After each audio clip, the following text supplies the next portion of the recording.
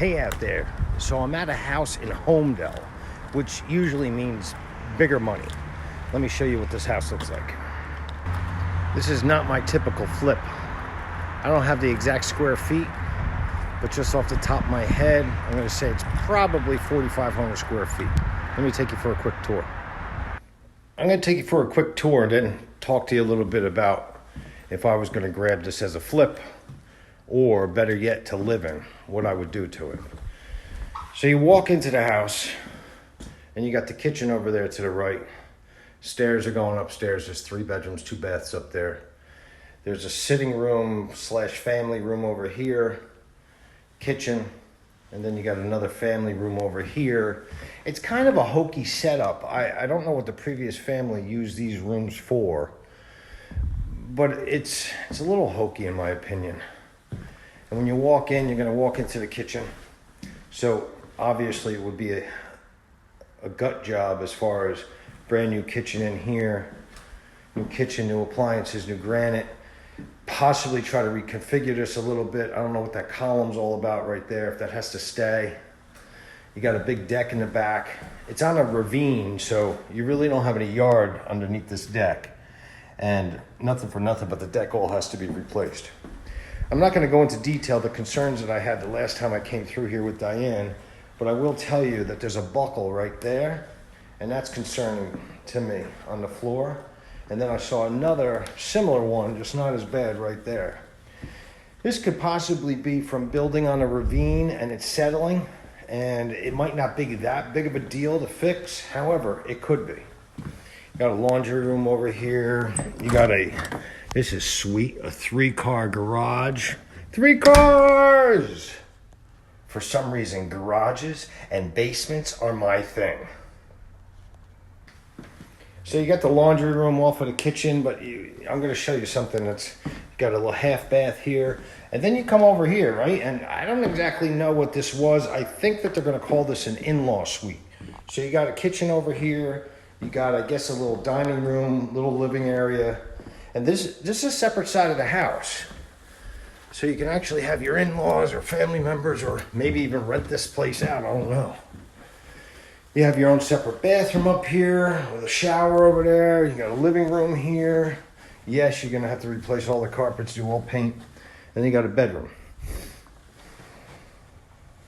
I'm back downstairs where the in-law suite would be. And then the deck goes out there too. And like I said, that all needs to be repaired. That might be the single biggest expense, that deck. I'm back in the main house. I want to take you guys upstairs, take a look at the bedrooms. So, as I go through a house like this, I'm going to tell you what the list price is in a second, and what I would hope to do to it, and what I would hope the ARV. What's the ARV? After repair value. This is 1 bedroom. Got the hallway going down to the master. Got another full bath here. Got another bedroom here. Decent sized bedrooms. Not over the top big.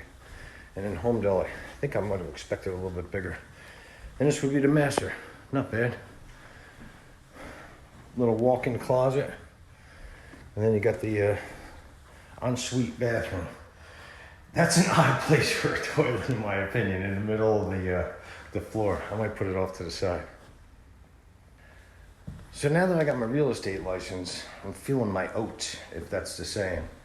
And I'm able to get into some vacant houses and take a look without having a realtor on my side. And it's pretty cool. So let me tell you a little bit about what I would do with this house. Like I said, this is kind of out of my comfort zone. I don't usually buy houses in Holmdel, and I don't usually buy them at this price. The list price is $549,000. We came almost 2 years ago, Diane and I forget what the list price was, but I know it's bank owned. I know it needs repairs. I know it needs upgrades. And I forget what we offered them, but it wasn't close to that. And here it is 2 years later, and it's still on the market. Can you get it for less than $549,000? Possibly. But when you're dealing with a bank, it's all about numbers. And there's nothing personal about it. They take their time.